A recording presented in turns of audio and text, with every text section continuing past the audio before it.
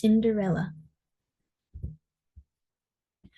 Once upon a time, in a faraway land, there lived a rich widowed gentleman and his beautiful daughter, Cinderella.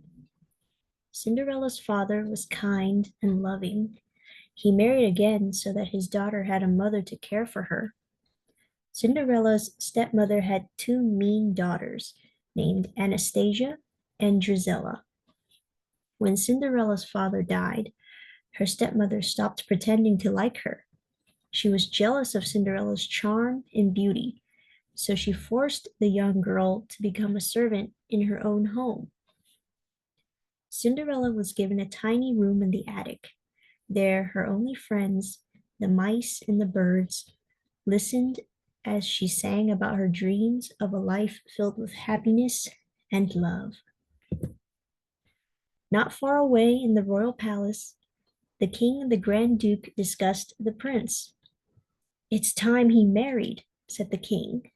Suddenly, he had a royal idea. "We'll have a ball and invite every young maiden in the kingdom. The prince will surely fall in love with one of them." The invitations went out that very day. When the royal messenger delivered the invitation to Cinderella's house, Cinderella went to find her stepmother. "There's going to be a ball at the palace," her stepmother exclaimed, reading the invitation. "Every young maiden is to attend." "Why, that means I can go too," said Cinderella hopefully. Anastasia and Drizella shrieked with laughter at the idea. "Well," said Cinderella, "why not?" Her stepmother thought for a moment.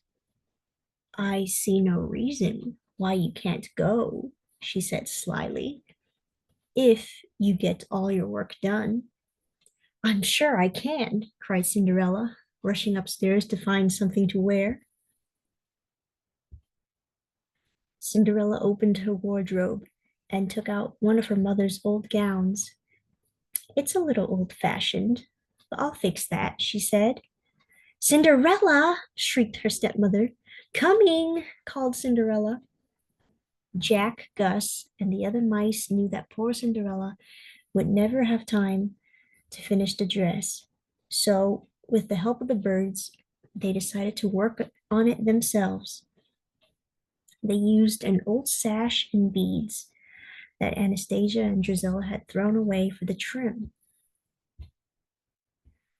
Later that evening, Cinderella sadly returned to her room after finishing all her chores. There was no time to fix her dress. She looked out the window and saw the coach arriving that would be taking her stepmother and stepsisters to the ball. As Cinderella turned around, she suddenly saw the dress. "Surprise!" her friends called. "Oh, it's wonderful!" Cinderella exclaimed. In no time at all, she had slipped the dress on and was running downstairs to the carriage. But when Anastasia and Drizella saw Cinderella looking so beautiful, they were filled with jealousy. "Why, you little thief!"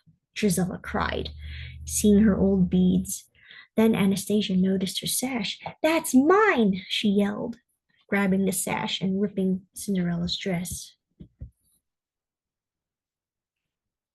Cinderella was so upset she ran outside to the garden and collapsed in tears. She did not notice the magical light swirling around her. When she looked up, there was an old woman sitting on the bench. "I'm your fairy godmother," the lady said kindly. "Dry your tears.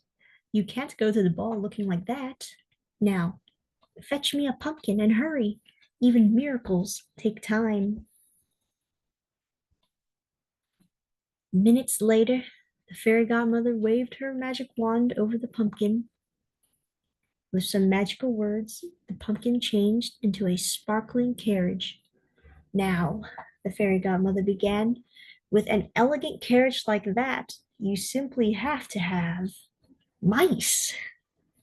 With that, she waved her wand over Gus, Jack, and their friends and changed them into proud white horses. By the time she was through with the farmyard animals. There was a coachman and a footman too. Then, with a final wave of her wand, Cinderella was dressed in a beautiful ball gown and lovely glass slippers. Oh, thank you, Cinderella cried, stepping into the carriage. It's like a dream come true. I know, dear, the fairy godmother replied.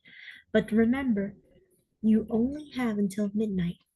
On the last stroke of 12, the spell will be broken and everything will return to the way it was before. At the palace, Cinderella entered the glittering ballroom. Glancing up, the prince saw her and fell in love at first sight. He took Cinderella's hand and led her to the dance floor. Dancing in the prince's arms, Cinderella felt as if she was floating on air. Suddenly, she heard the clock chime.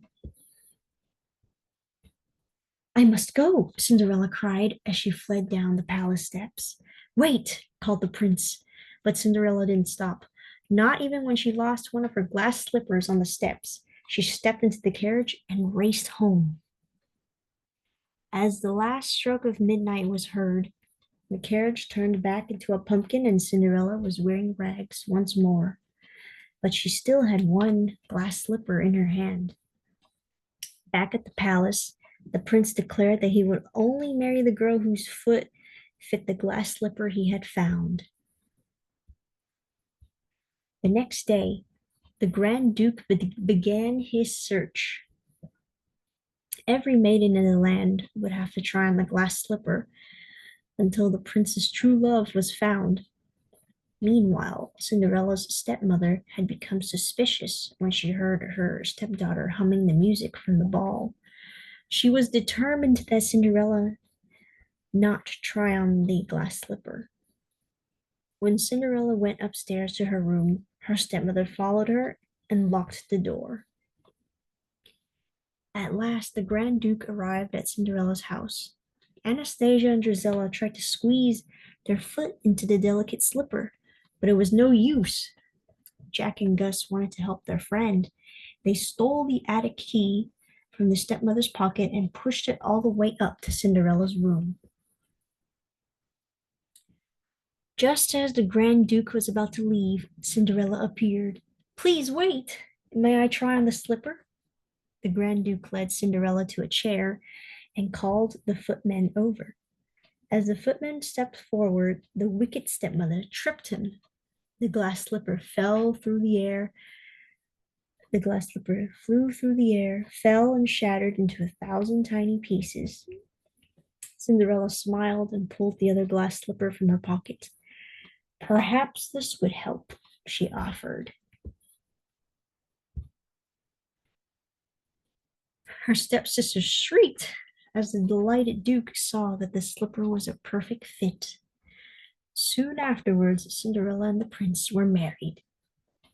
At last, Cinderella's dreams had finally come true. And the end.